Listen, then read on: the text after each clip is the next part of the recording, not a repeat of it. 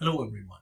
In this video, I want to show you template matching and tracking of objects using normalized cross-correlation in MATLAB using built-in functions.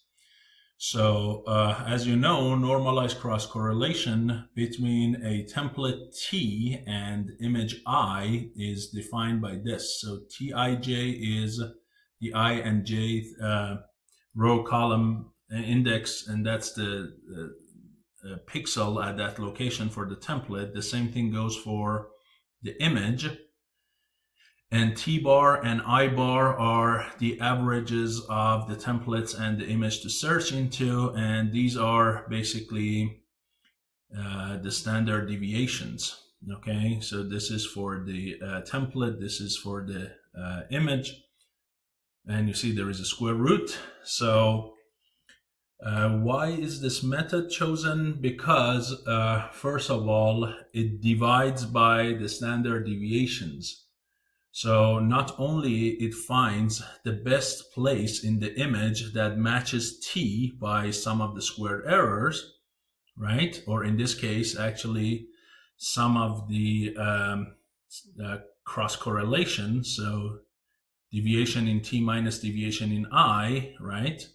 The location that this number is the biggest positive number or the biggest negative number, that could be the location of the template in the image. But because it is divided by standard deviation, it is a little bit robust to lighting changes.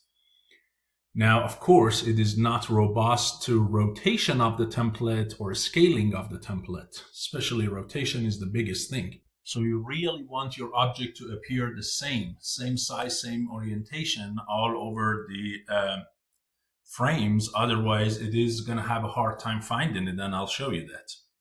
But this is a very, I would say, preliminary, a simple method for tracking, but I just wanted you to know that. So here I create a video reader object again, and it has the extra option. Not only you can say which video, you can tell it to start at a specific time. So if you don't want to start at the beginning of the video, then you can start at some other time other than T of 0 seconds. Here I'm starting at 10.2 seconds. Why? Because if you watch this video in MATLAB, you see that for the first 8-9 seconds, there is no car coming through the surveillance camera. So it should not really be applied to that if you want to keep the length of your code and the video, in this case, my video, short. So I applied at a later time where the car appears, when the car appears. So the first thing I do, I need to define the template for the NCC to basically keep looking for. So first, I read the first frame, show it, and then I use the imCrop command to create the template. So I manually crop the first frame to say which car or what object to track. Now, of course, NCC works with grayscale images, so I convert it to grayscale. Then I also create a video player so I can show the result. And if you want, you can put it at any location that you want. And here, I don't want to go through all of the frames of the video. Like last time in my previous video, you saw when I did the background subtraction GMM, I used the command while and has frame.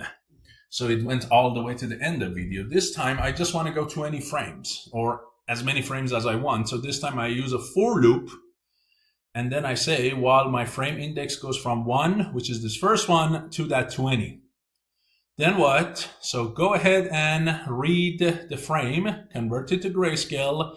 Now use the built-in command norm xcore2. That exactly creates the number for each location of the template within the big image.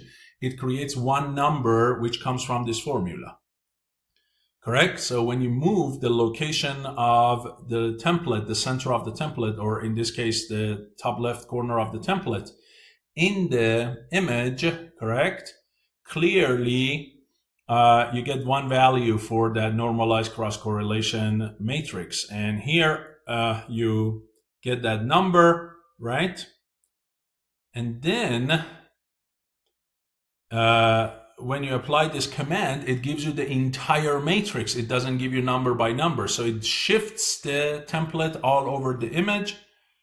and it creates the entire matrix. So it's not going to give you one number, it gives you the entire matrix. Now I apply absolute value, so I consider both positive and negative cases, and I look at the maximum.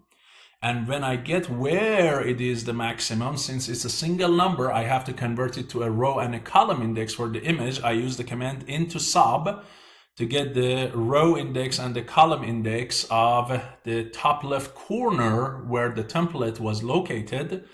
And then you have to subtract the size of the template from that location to get where it is. Once you have that, now you're going to draw a bounding box around the template found in the image in all of the upcoming frames by the command insert shape. So it's basically inserts a shape like an annotation command in MATLAB, and the shape it inserts is a rectangle. It's red and it is lined with 5. And the corners of that are these two. These are the top left corner, and these are the size, width, and height of that bounding box. So this command will insert into that frame a bounding box, the frame that you just read. And then what? It is gonna show that frame on the video player, and you use some pause to slow it down, and then you have the release. So you release the video player, and as you can see, we always also need the video reader. So we also need to release the video reader, and that's it. So now it should work. So let's go ahead and run it. There we go. First shows the first frame. Now I can use the IM crop tool. So I draw it around it. I can adjust the size, and once I'm good, I double click inside of it to crop it. And then it is gonna read new frames, and look, it tries to track it. Now you see, as the object comes forward, the object gets bigger and bigger. And the template, the original size, does not change, but your object is basically getting bigger and bigger in the frame because it's approaching the camera, and you see you lose the track.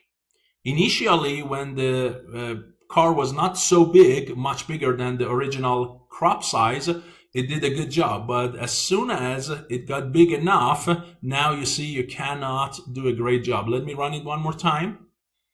And this time maybe I focus on a smaller region of the car, see if it makes any difference. So I just focus on this portion of the car. And then next time I'll do a bigger portion, see if it makes any difference. So here, let's just focus on this portion of the car. And you see, it's still good. At the end, it kind of loses the track. And this time I'm gonna do a bigger frame around the car, including the shadow. And you know, shadows are always big reasons that you lose track, because they move like the foreground does, but they are not really parts of foreground. But so let's go ahead and run, see what happens with a bigger bounding box. Relatively did a little bit better, I guess, this time, because there was still some part of the car information that it could keep within that bounding box. So maybe you need to go bigger, not smaller, around the car like this to keep track of that, and not just on the lights or something. Okay? Because still the car is not big enough, you see? There we go. The car is still not big enough to get out of that initial crop size. And it is doing a relatively good job, although the centroid shifts a little bit.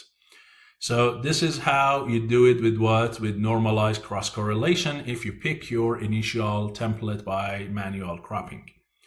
Hopefully this video was useful to you, and I'll see you in the next lecture. Thank you.